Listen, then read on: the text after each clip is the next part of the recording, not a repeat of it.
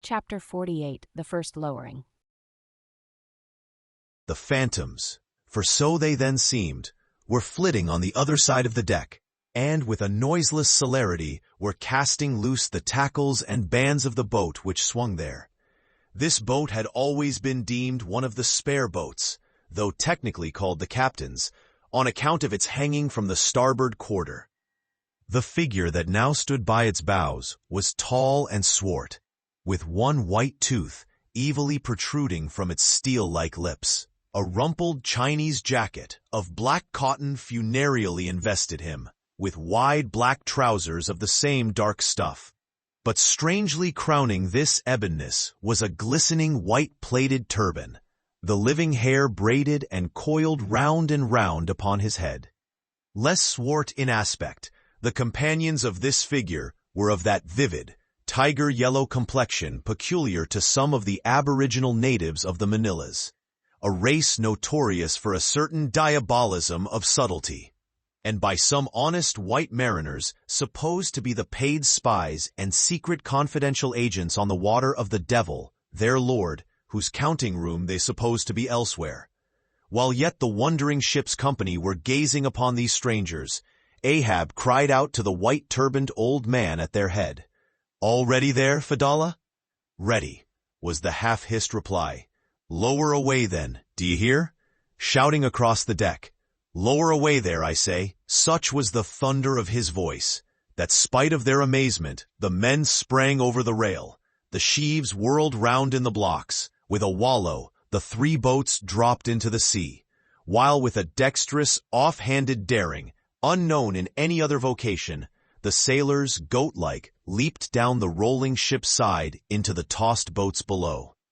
Hardly had they pulled out from under the ship's lee, when a fourth keel, coming from the windward side, pulled round under the stern, and showed the 5 strangers rowing Ahab, who, standing erect in the stern, loudly hailed Starbuck, Stubb, and Flask to spread themselves widely, so as to cover a large expanse of water.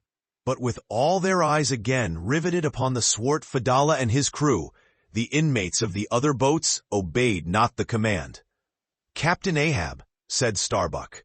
"Spread yourselves," cried Ahab. "Give way all 4 boats. Thou, Flask, pull out more to leeward." "Aye, aye, sir," cheerily cried little King Post, sweeping round his great steering oar. "Lay back," addressing his crew. There again. There she blows right ahead, boys. Lay back." "Never heed yonder yellow boys, Archy." "Oh, I don't mind them, sir," said Archy. "I knew it all before now. Didn't I hear 'em in the hold? And didn't I tell Kabako hear of it? What say ye, Kabako? They are stowaways, Mr. Flask. Pull, my fine hearts alive.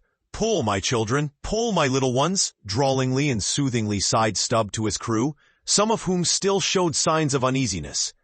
"Why don't you break your backbones, my boys? What is it you stare at? Those chaps in yonder boat? Tut! They are only 5 more hands come to help us. Never mind from where. The more the merrier. Pull then, do pull. Never mind the brimstone. Devils are good fellows enough. So, there you are now. That's the stroke for £1,000. That's the stroke to sweep the stakes. Hurrah for the gold cup of sperm oil, my heroes. 3 cheers, men, all hearts alive. Easy, easy. Don't be in a hurry. Don't be in a hurry. Why don't you snap your oars, you rascals? Bite something, you dogs. So then. Softly, softly. That's it. Long and strong. Give way there. Give way. The devil fetch ye ragamuffin rapscallions. Ye are all asleep. Stop snoring, ye sleepers, and pull. Pull, will ye? Pull, can't ye? Pull, won't ye? Why, in the name of gudgeons and ginger cakes, don't ye pull? Pull and break something. Pull and start your eyes out. Here, whipping out the sharp knife from his girdle, every mother's son of ye draw his knife and pull with the blade between his teeth. That's it. Now ye do something. That looks like it, my steel bits. Start her, my silver spoons. Start her, marling spikes. Stubb's exordium to his crew is given here at large, because he had rather a peculiar way of talking to them in general, and especially in inculcating the religion of rowing. But you must not suppose from this specimen of his sermonizings that he ever flew into downright passions with his congregation. Not at all, and therein consisted his chief peculiarity. He would say the most terrific things to his crew, in a tone so strangely compounded of fun and fury. And the fury seemed so calculated, merely as a spice to the fun, that no oarsman could hear such queer invocations without pulling for dear life, and yet pulling for the mere joke of the thing. Besides, he all the time looked so easy and indolent himself, so loungingly managed his steering oar, and so broadly gaped, open-mouthed at times, that the mere sight of such a yawning commander, by sheer force of contrast, acted like a charm upon the crew. Then again, Stubb was one of those odd sort of humorists whose jollity is sometimes so curiously ambiguous as to put all inferiors on their guard in the matter of obeying them. In obedience to a sign from Ahab, Starbuck was now pulling obliquely across Stubb's bow, and when for a minute or so the two boats were pretty near to each other, Stubb hailed the mate. "Mr. Starbuck, larboard boat there, ahoy! A word with ye, sir, if ye please." "Halloa!" returned Starbuck, turning round not a single inch as he spoke, still earnestly but whisperingly urging his crew, his face set like a flint from Stubb's. "What think ye of those yellow boys, sir? Smuggled on board, somehow, before the ship sailed. Strong, strong boys," in a whisper to his crew, then speaking out loud again. "A sad business, Mr. Stubb. Seethe her, my lads. But never mind, Mr. Stubb, all for the best. Let all your crew pull strong, come what will. Spring, my men, spring! There's hogsheads of sperm ahead, Mr. Stubb, and that's what ye came for. Pull, my boys! Sperm's the play. This at least is duty and profit hand in hand." Aye, I thought as much," soliloquized Stubb, when the boats diverged. "As soon as I clapped eye on him, I thought so. Aye, and that's what he went into the after hold for so often, as Doughboy long suspected. They were hidden down there. The white whale's at the bottom of it. Well, so be it. Can't be helped. All right, give way, men. It ain't the white whale today. Give way." Now the advent of these outlandish strangers at such a critical instant as the lowering of the boats from the deck, this had not unreasonably awakened a sort of superstitious amazement in some of the ship's company. But Archie's fancied discovery, having some time previous got abroad among them, though indeed not credited then, this had in some small measure prepared them for the event. It took off the extreme edge of their wonder. And so what with all this and Stubb's confident way of accounting for their appearance, they were for the time freed from superstitious surmisings, though the affair still left abundant room for all manner of wild conjectures as to dark Ahab's precise agency in the matter from the beginning. For me, I silently recalled the mysterious shadows I had seen creeping on board the Pequod during the dim Nantucket dawn, as well as the enigmatical hintings of the unaccountable Elijah. Meantime, Ahab, out of hearing of his officers, having sided the furthest to windward, was still ranging ahead of the other boats, a circumstance bespeaking how potent a crew was pulling him. Those tiger-yellow creatures of his seemed all steel and whalebone. Like 5 trip-hammers, they rose and fell with regular strokes of strength, which periodically started the boat along the water like a horizontal burst boiler out of a Mississippi steamer.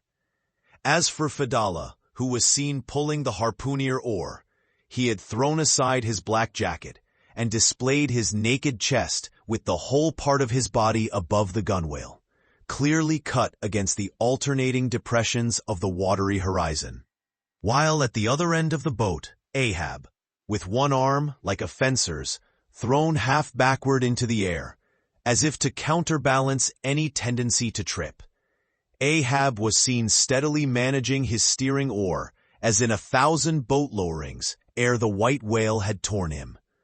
All at once, the outstretched arm gave a peculiar motion and then remained fixed, while the boat's 5 oars were seen simultaneously peaked.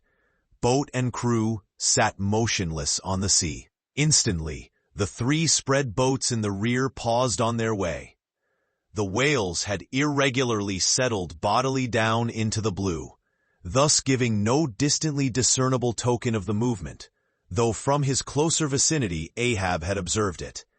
"Every man look out along his oars," cried Starbuck. "Thou, Queequeg, stand up!" Nimbly springing up on the triangular raised box in the bow, the savage stood erect there, and with intensely eager eyes gazed off towards the spot where the chase had last been descried. Likewise upon the extreme stern of the boat, where it was also triangularly platformed, level with the gunwale, Starbuck himself was seen coolly and adroitly balancing himself to the jerking tossings of his chip of a craft, and silently eyeing the vast blue eye of the sea. Not very far distant, Flask's boat was also lying breathlessly still, its commander recklessly standing upon the top of the loggerhead, a stout sort of post rooted in the keel, and rising some 2 feet above the level of the stern platform. It is used for catching turns with the whale line. Its top is not more spacious than the palm of a man's hand, and standing upon such a base as that, Flask seemed perched at the masthead of some ship which had sunk to all but her trucks. But Little King Post was small and short, and at the same time Little King Post was full of a large and tall ambition, so that this loggerhead standpoint of his did by no means satisfy King Post. "I can't see 3 seas off. Tip us up an oar there and let me on to that." Upon this, Daggoo, with either hand upon the gunwale to steady his way, swiftly slid aft, and then erecting himself, volunteered his lofty shoulders for a pedestal. "Good a masthead as any, sir. Will you mount?" "That I will, and thank ye very much, my fine fellow. Only I wish you 50 feet taller." Whereupon, planting his feet firmly against 2 opposite planks of the boat, the gigantic Negro, stooping a little, presented his flat palm to Flask's foot, and then, putting Flask's hand on his hearse-plumed head and bidding him spring as he himself should toss, with one dexterous fling landed the little man high and dry on his shoulders. And here was Flask now, standing Daggoo with one lifted arm furnishing him with a breastband to lean against and steady himself by. At any time, it is a strange sight to the tyro to see with what wondrous habitude of unconscious skill the whaleman will maintain an erect posture in his boat, even when pitched about by the most riotously perverse and cross-running seas. Still more strange to see him giddily perched upon the loggerhead itself, under such circumstances. But the sight of little Flask mounted upon gigantic Daggoo was yet more curious, for sustaining himself with a cool, indifferent, easy, unthought of, barbaric majesty, the noble Negro, to every roll of the sea, harmoniously rolled his fine form. On his broad back, flaxen-haired Flask seemed a snowflake. The bearer looked nobler than the rider. Though truly vivacious, tumultuous, ostentatious little Flask would now and then stamp with impatience, but not one added heave did he thereby give to the Negro's lordly chest. So have I seen passion and vanity stamping the living magnanimous earth.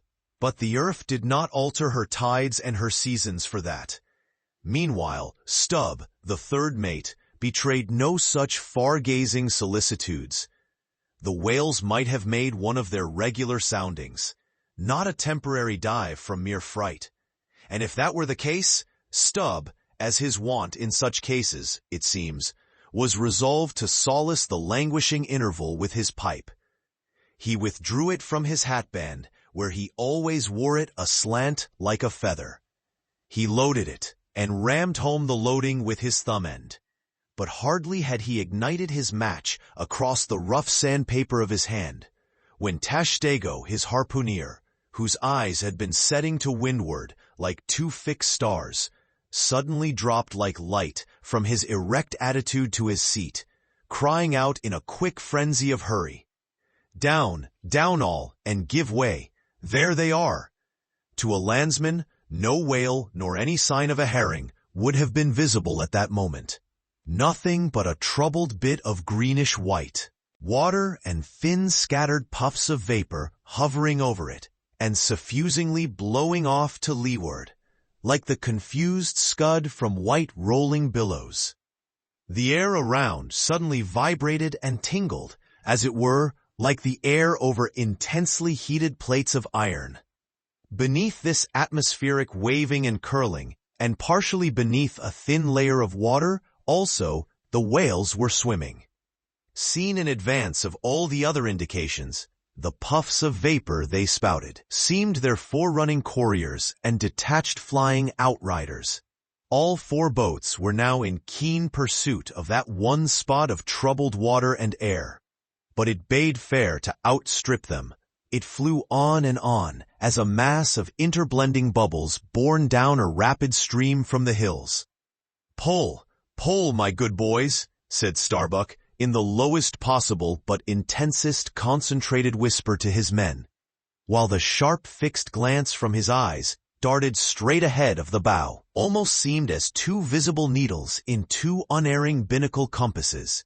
He did not say much to his crew, though, nor did his crew say anything to him. Only the silence of the boat was at intervals startlingly pierced by one of his peculiar whispers, now harsh with command, now soft with entreaty. How different the loud little king-post. "Sing out and say something, my hearties. Roar and pull, my thunderbolts. Beach me on their black backs, boys. Only do that for me, and I'll sign over to you my Martha's Vineyard plantation, boys, including wife and children, boys. Lay me on, oh Lord, but I shall go stark, staring mad. See that white water."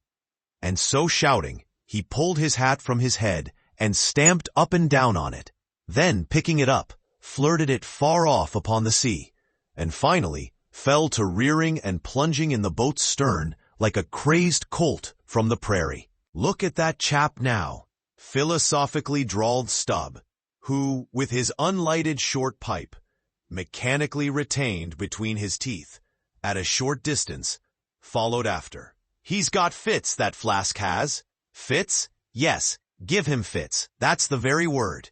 Pitch fits into 'em. Merrily, hearts alive. Pudding for supper, you know. Merry's the word. Pull, babes, pull, sucklings, pull all. But what the devil are you hurrying about? Softly, and steadily, my men. Only pull, and keep pulling. Nothing more. Crack all your backbones and bite your knives in two, that's all. Take it easy. Why don't ye take it easy, I say, and burst all your livers and lungs." But what it was that inscrutable Ahab said to that tiger-yellow crew of his, these were words best omitted here, for you live under the blessed light of the evangelical land. Only the infidel sharks in the audacious seas may give ear to such words, when, with tornado brow and eyes of red murder and foam-glued lips, Ahab leaked after his prey. Meanwhile, all the boats tore on. The repeated specific allusions of Flask to that whale, as he called the fictitious monster, which he declared to be incessantly tantalizing his boat's bow with its tail.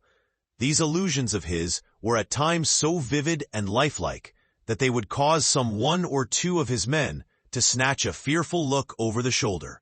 But this was against all rule, for the oarsmen must put out their eyes and ram a skewer through their necks, usage pronouncing that they must have no organs but ears and no limbs but arms in these critical moments.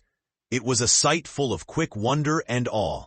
The vast swells of the omnipotent sea, the surging, hollow roar they made, as they rolled along the 8 gunwales like gigantic bowls in a boundless bowling green, the brief suspended agony of the boat as it would tip. for an instant on the knife-like edge of the sharper waves that almost seemed threatening to cut it in two.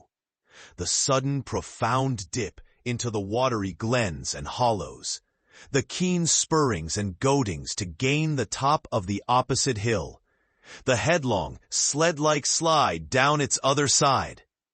All these, with the cries of the headsmen and harpooneers and the shuddering gasps of the oarsmen, with the wondrous sight of the ivory Pequod bearing down upon her boats with outstretched sails, like a wild hen after her screaming brood. All this was thrilling. Not the raw recruit, marching from the bosom of his wife into the fever heat of his first battle. Not the dead man's ghost encountering the first unknown phantom in the other world. Neither of these can feel stranger and stronger emotions than that man does, who for the first time finds himself pulling into the charmed, churned circle of the hunted sperm whale. The dancing white water made by the chase was now becoming more and more visible, owing to the increasing darkness of the dun cloud shadows flung upon the sea. The jets of vapor no longer blended, but tilted everywhere to right and left. The whales seemed separating their wakes. The boats were pulled more apart, Starbuck giving chase to 3 whales running dead to leeward.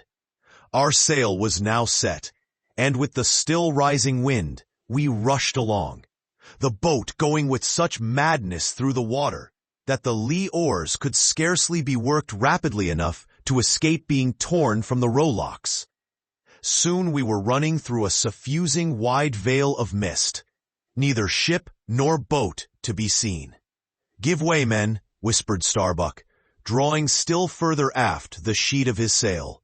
"There is time to kill a fish yet, before the squall comes. There's white water again. Close to. Spring." Soon after, 2 cries in quick succession on each side of us denoted that the other boats had got fast, but hardly were they overheard when with a lightning-like hurtling whisper, Starbuck said, "Stand up," and Queequeg, harpoon in hand, sprang to his feet. Though not one of the oarsmen was then facing the life-and-death peril so close to them ahead, yet with their eyes on the intense countenance of the mate in the stern of the boat, they knew that the imminent instant had come. They heard, too, an enormous wallowing sound as of 50 elephants stirring in their litter.